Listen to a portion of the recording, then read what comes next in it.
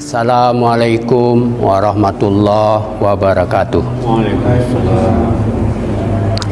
Innal hamdulillah wallazi arsala rasula bil huda wa dinil haq liyuzhirahu ala dini kullih wa kafa billahi shahida. Muhammadur Rasulullah sallallahu alaihi wasallam. Bismillahirrahmanirrahim. Innal ladzina qalu rabbunallah summa istaqamu tatanazzalu alaihimul malaikah alla takhafu wa la tahzanu wabshiru bil jannati allati kuntum tu'adun. Nahnu awliya'ukum fil hayawatid dunya wa fil akhirah walakum fiha ma tastahi anfusukum walakum fiha ma tad'un nuzulam min ghafurur rahim.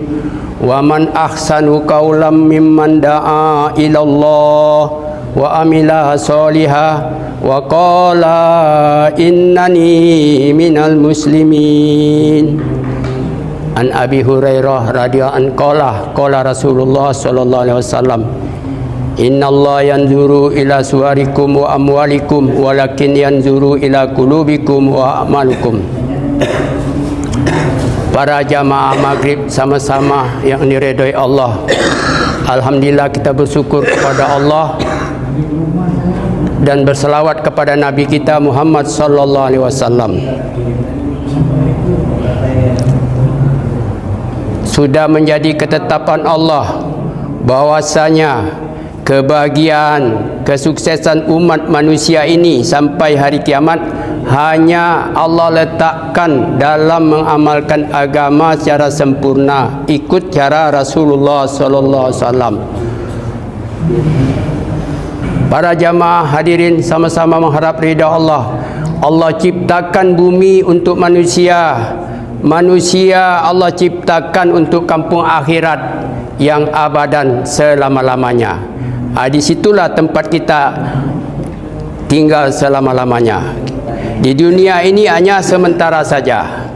Paling lama 60-70 tahun. Suka tak suka, rela tak rela, pasti dan pasti malaikat maut tetap akan menjemput kita. Hidup kita di muka bumi ini paling lama 60-70 tahun. Kalau lebih dari itu berarti kita sudah dapat bonus. Kita gunakanlah bagaimana agama ini wujud dalam diri kita agar mudah mengamalkan perintah Allah Subhanahu wa taala. Para jamaah hadirin sama-sama mengharap ridha Allah. Allah katakan di dalam Al-Quran yang berbunyi, kuntum khaira ummatin uhrijat linnas ta'muruna bil ma'ruf wa tanhauna 'anil munkar tu'minuna billah. Yang mana artinya lebih kurang, kamu adalah sebaik-baik umat manusia dikeluarkan untuk mengajak manusia kepada ma'ruf, iaitu kebaikan, dan mencegah kemungkaran, tu'minuna billah, dan beriman kepada Allah. Inilah tugas kita umat akhir zaman ini.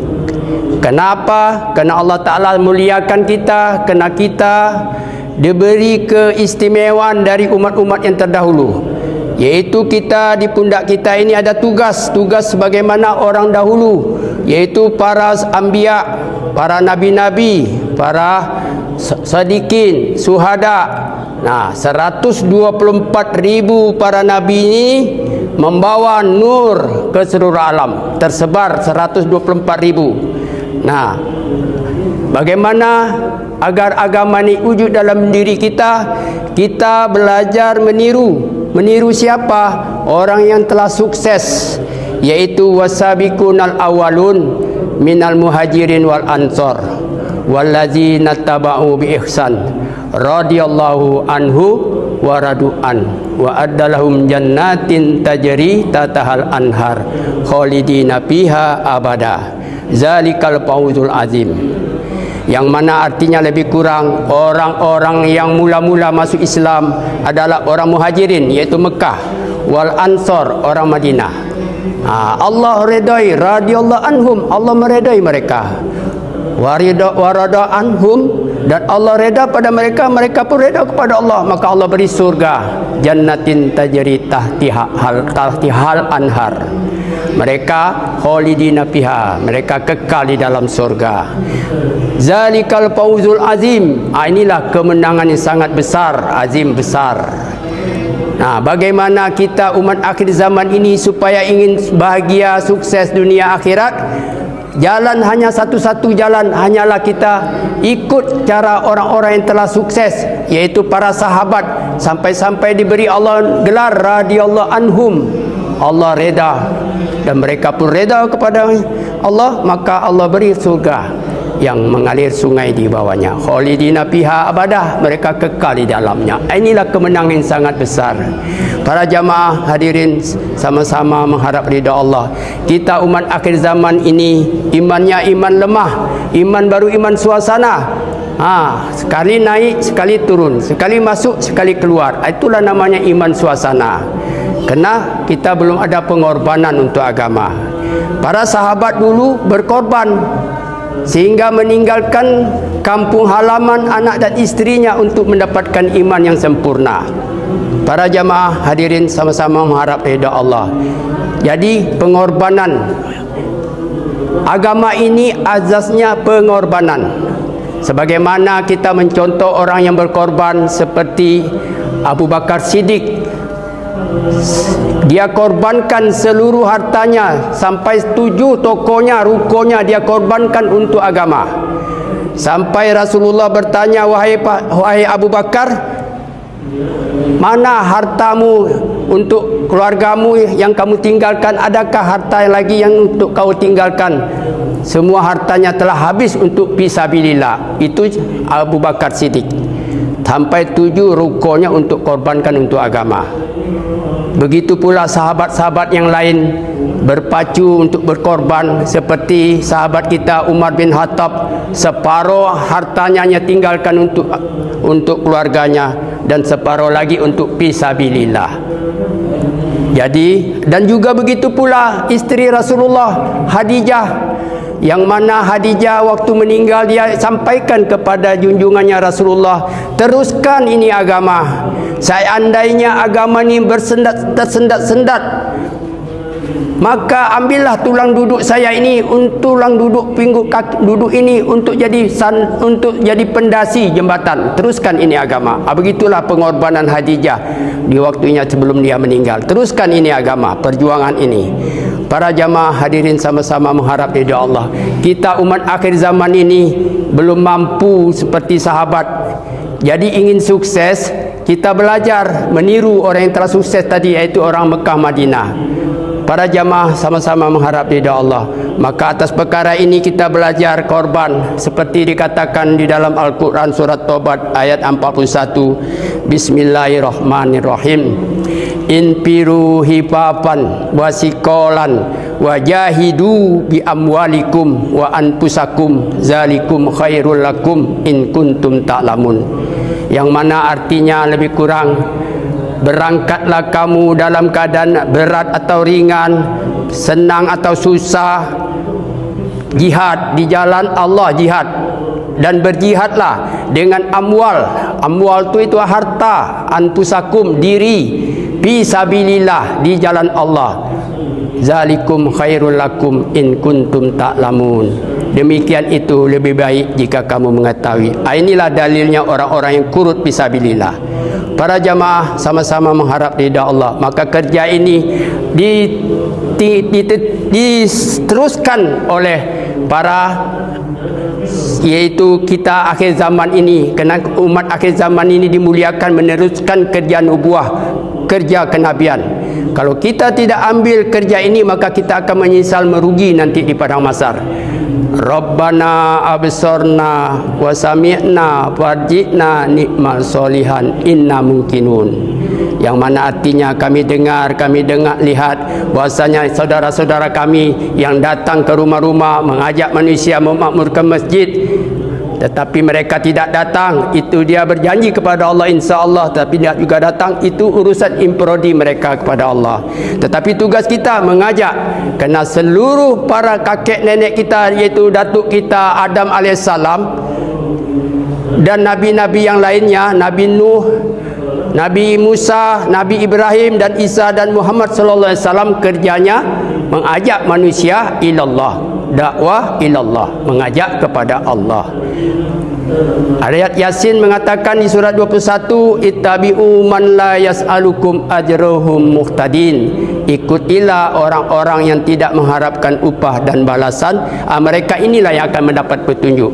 Nah, para jamaah sama-sama mengharap ridha Allah. Inilah kerja kita meniru nabi-nabi dulu. Dakwah tidak mengharapkan balasan upah. Upah mereka di akhirat nanti. Kita umat akhir zaman ini dimuliakan kerana di pundak kita ada tugas, yaitu tugas mengajak kepada kul hadhihi sabili ad'u ilallah ala basiratin ana wa man ittaba'ani wa subhanallahi wa ma ana minal musyrikin.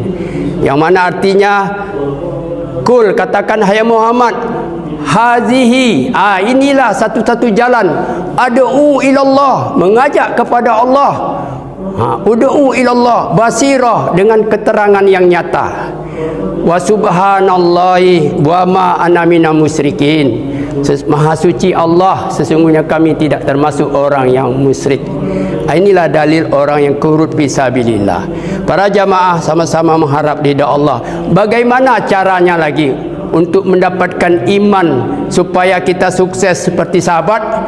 Bisa di akhir hayat kita mengucapkan kalimah la ilaha illallah, yang mana sabda Rasulullah yang maklumnya lebih kurang, orang yang pandai, artinya orang mampu mengendalikan seluruh panca inderanya taat kepada Allah Ta'ala, dan orang yang keraguan mengamalkan agama, berarti imannya belum betul, dan demikian itu maka tidak akan tercapai kebaikan. Caranya bagaimana?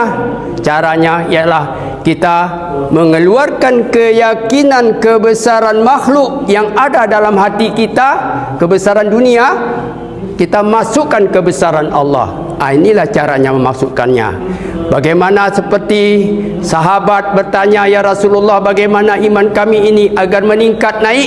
Maka dijawab oleh Rasulullah, aksiru min qaulihi la ilaha illallah. Perbanyaklah ucapkan la ilaha illallah.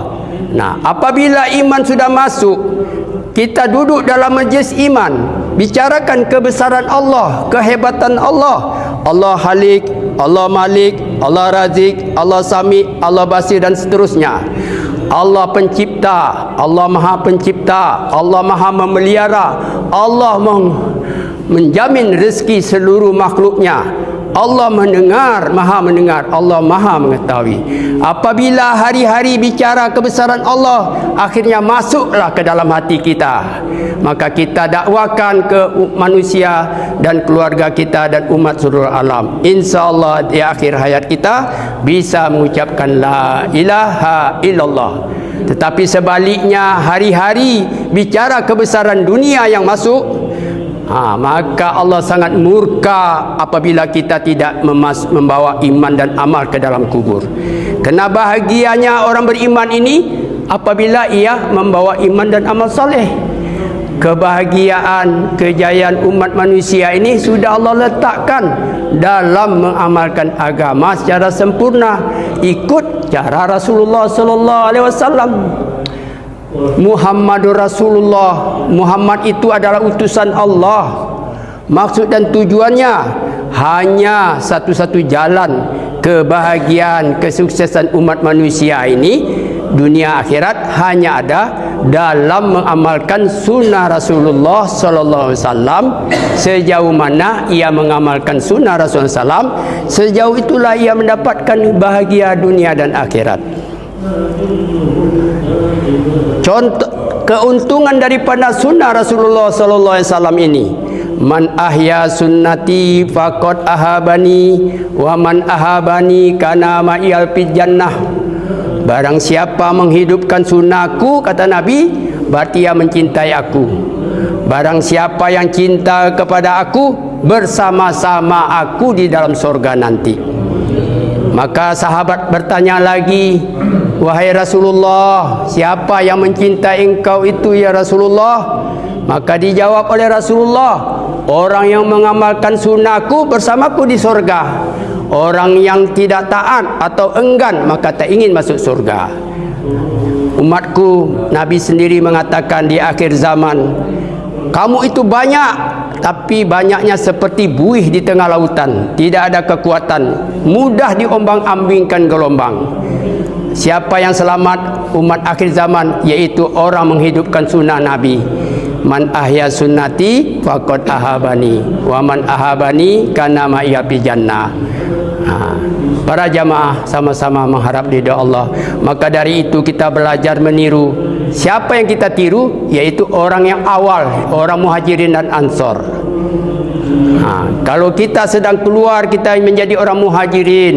Kalau kita sedang tidak keluar, menjadi orang Ansor atau orang tempatan. Seperti sekarang ini Muhajirin, ini Ansor. Yang datang adalah orang Muhajirin. Ini orang Ansor di sini. Ini kita harus kerjasama. Karena apabila agama ini bekerjasama orang Muhajirin dan Ansor, berarti ada jaminan.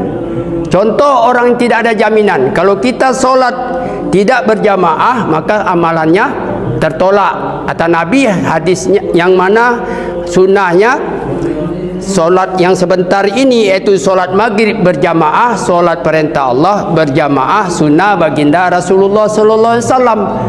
Namanya ini sunnah Nur Huda, sunnah yang paling kecil membuang duri pinggir jalan atau batu yang bisa mengganggu orang lewat. Tapi sunnah yang paling besar sekali yaitu sunnah akbar, yaitu qunut fisabilillah. Sehari saja di jalan Allah lebih baik daripada 1000 hari tanpa di jalan Allah. Inilah keuntungan orang yang qunut fisabilillah. Para jamaah sama-sama mengharap ridha Allah. Maka atas perkara ini, bagaimana wujud agama dalam diri kita? Iman kita ini ditanamkan dulu, maka mudah kita mengamalkan perintah-perintah Allah. Para jamaah sama-sama mengharap ridha Allah. Rasulullah sallallahu alaihi wasallam, yang mana solat itu adalah kuncinya surga. Kalau solat kita rusak, maka rusaklah amalan lainnya. Tapi kalau solatnya baik, maka amalan lain baik semuanya. Tujuan daripada solat itu adalah membawa sifat ketaatan di dalam solat ke dalam kehidupan kita sehari-hari. Keuntungan daripada solat yaitu as-salatu mi'rul mu'minin. Solat itu mi'ratnya orang mukmin. Inna solata tanha anil fahsai wal munkar. Solat itu mencegah daripada perbuatan keji dan munkar.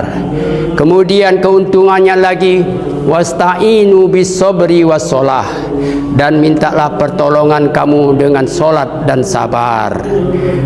Cara lagi mendapatkan solat ini yaitu susuk dan kudu ini, yaitu kita dakwakan, kita latihan. Latihannya bagaimana caranya? Di mana tempatnya, di mana azan dikumandangkan, tempatnya musala masjid, ikut cara Rasulullah.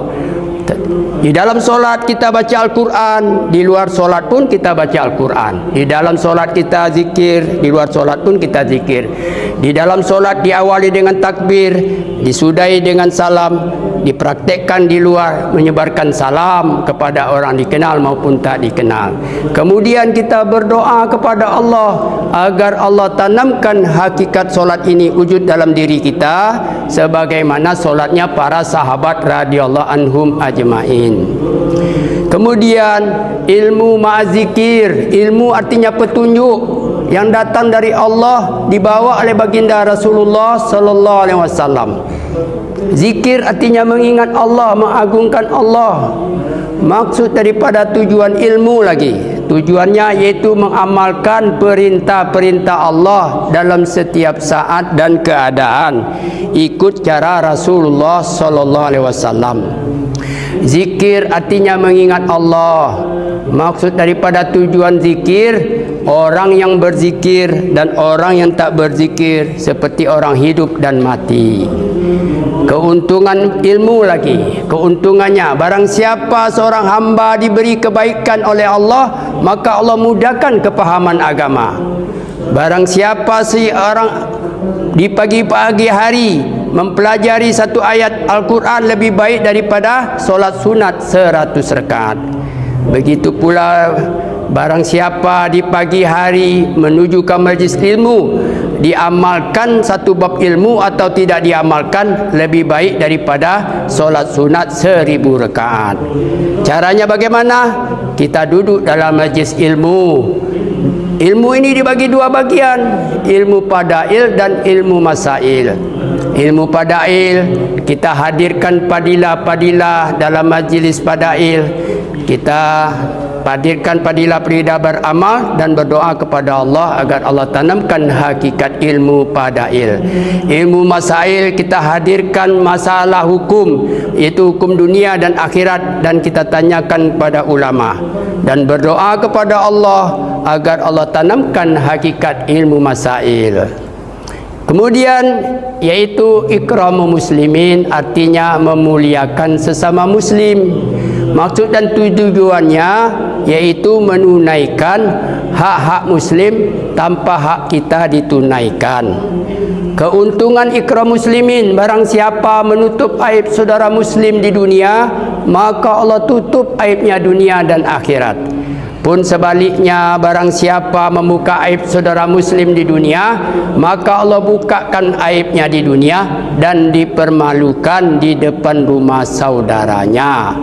Senyummu di depan saudaramu adalah sedekah. Cara mendapatkan ikram muslimin ini, kita membaur kepada manusia yang wataknya berbeda-beda, menyebarkan salam kepada orang dikenal maupun tak dikenal. Yang tua kita hargai, yang muda kita hormati, yang kecil kita sayangi. Dan berdoa kepada Allah agar Allah tanamkan hakikat ikram muslimin ini wujud di dalam diri kita. Para jamaah yang sama-sama mengharap ridha Allah. Yang kelima itu tasihuniyah, meluruskan niat, iaitu membetulkan niat. Tasihuniyah artinya membetulkan niat. Tujuan tasihuniyah itu mencari ridha Allah, beramal semata-mata mencari ridha Allah. Keuntungan daripada tasihuniyah, barang siapa bersedekah sebiji korma, dia ikhlas, maka itu sudah mencukupi. Tetapi sebaliknya, barang siapa yang bersedekah emas setinggi bukit Uhud tapi tidak ikhlas, maka Allah tolak.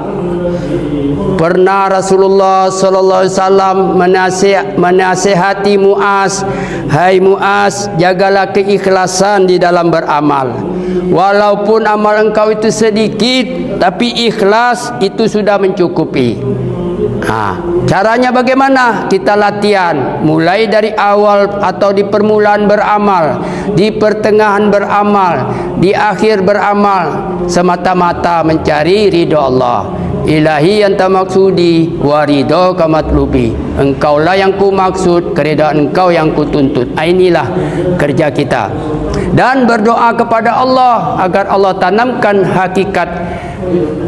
hakikat daripada tasihuniyat ini wujud dalam diri kita sebagaimana para sahabat radhiyallahu anhum ajmain. Dan terakhir, sifat sahabat yang keenam yaitu dakwah tabligh qurut fisabilillah. Dakwah artinya mengajak, tabligh artinya menyampaikan, qurut fisabilillah meluangkan waktu di jalan Allah. Tujuan daripada dakwah lagi yaitu menyempurnakan agama pada diri kita dengan mempergunakan harta dan diri, amwal harta diri kita sesuai dengan Allah perintahkan, dan memperbaiki diri kita dengan mengorbankan harta dan diri sesuai dengan Allah perintahkan. Keuntungan daripada dakwah ini, watun fi sabilillah auratun khairu minad dunya wa ma fiha. Sepagi atau sepetang kamu berada dalam jalan Allah, sepagi sepetang kamu berada di jalan Allah, qurut fi sabilillah, lebih baik daripada mendapatkan dunia berserta isinya. Jadi orang yang keluar ini nilainya ialah sepagi sepetang di jalan ini lebih baik daripada mendapatkan dunia seisinya. Bagaimana isi dunia ini? Emas peraknya tak terhingga, tapi tidak bisa dinilai dengan orang kurut fisabilillah. Kemudian debu-debu yang menempel di kaki orang yang keluar kurut fisabilillah ini menjadi tameng asap api neraka. Langkah orang yang keluar ini, jalan Allah ini, langkah pertama Allah ampuni dosa-dosanya. Dan langkah berikutnya Allah angkat 70 derajat. Nah, malaikat mampu mencatat hujan turun di bumi, turun ke bumi, dan malaikat mampu mencatat pasir-pasir di tepi pantai. Tapi malaikat tak mampu mencatat orang yang kurut fisabilillah di seluruh dunia ini. Inilah kehebatan kebesarannya. Maka dari itu para jamaah sama-sama mencari redha Allah. Bagaimana wujud pula kita ini seperti sahabat-sahabat yang telah sukses, karena mereka ini memang betul-betul yakinnya 100% kepada Allah. Seandainya rusaklah iman kita tidak mencapai 100% atau 99, berarti kita transit dulu ke neraka. Setelah itu berapa lama kita di dosa kita banyak dibakar dulu, dihidupkan lagi, dibakar dulu sampai Nabi baginda Rasulullah memberi syafaat, baru kita terakhir masuk surga. Kenapa? Karena Nabi katakan walaupun iman kita sebesar zarah, Allah nanti akan beri dengan surga yang luasnya 10 kali dunia. Jadi bagaimana itu tidak bisa kita bayangkan bagaimana besarnya surga itu. Tak bisa kita bayangkan. Maka dari itu kita belajar bagaimana ingin sukses, ikutlah orang-orang yang telah sukses, yang menjadi gelar seperti sahabat radhiyallahu anhum ajmain. Mereka hidup bahagia. Kita umat akhir zaman ini belum ada pengorbanan seperti sahabat. Kita kakek nenek kita Islam, baru sampai di situ saja pengorbanan kita, belum sampai menuju seperti sahabat. Maka dari itu kita perlu korban. Korban apa? Korban diri dan harta. Amwal, harta, antusakum diri fisabilillah. Jadi kalau kita mengamalkan agama 10% saja sudah bisa mengalahkan para sahabat dahulu. Sahabat dahulu 90% untuk akhirat, 10% untuk dunia. Tapi matinya mati syahid hanya 1 pahalanya. Tetapi yang dimuliakan karena kita umat akhir zaman, umat yang termulia. Karena kita apa? Pernah sahabat bertanya, ya Rasulullah mengatakan, hai saudara-saudaraku, sahabat-sahabatku, umatku di akhir zaman tidak pernah melihat wajahku, tidak pernah melihat mujizatku, tidak pernah melihat wahyu, tapi kuberi keistimewaan. Apa istimewanya? 7 kali Nabi katakan tu'minuna billah, beriman kepada Allah Ta'ala. Jadi beriman inilah, maka di pundak kita ni ada tugas mulia. Apa tugasnya? Kuntum khaira ummatin ukhrijat linnas ta'muruna bil ma'ruf wa tanhauna 'anil munkar tu'minuna billah. Ujung ayatnya tu'minuna billah, beriman kepada Allah. Jadi bagaimana ingin sukses bahagia, kita mencontoh orang telah sukses. InsyaAllah kita sama niat. Kami korban lagi, kerana saya baru korban sedikit, belum sedikitlah pula pahamnya. Kalau banyak korban, insyaAllah Allah beri kepahaman. Tidak korban, kita tidak akan paham agama. Kerana orang yang telah sukses, para sahabat sudah dijamin. Kita belum ada jaminan. Solat aja kita masih ada belum jaminan. Kenapa? Masih bolong-bolong. Itulah belum ada jaminan. Kalau ikut cara Rasulullah, insyaAllah kita sukses seperti orang-orang telah berhasil. Demikian yang dapat saya sampaikan. Benar datangnya dari Allah. Salah atas kebodohan saya kerana saya kurang korban. Untuk ini kita perlu korban. Banyak akan Allah beri pahamkan. InsyaAllah kita sama niat teruskan perjuangan para sahadat sadiqin ini kepada saudara-saudara kita. InsyaAllah kita tutup dengan doa kepada majlis. Subhanallah bihamdihi, subhanallah bihamdika, ashhadu an la ilaha illa anta, astaghfiruka wa atubu ilaik. Assalamualaikum warahmatullahi wabarakatuh.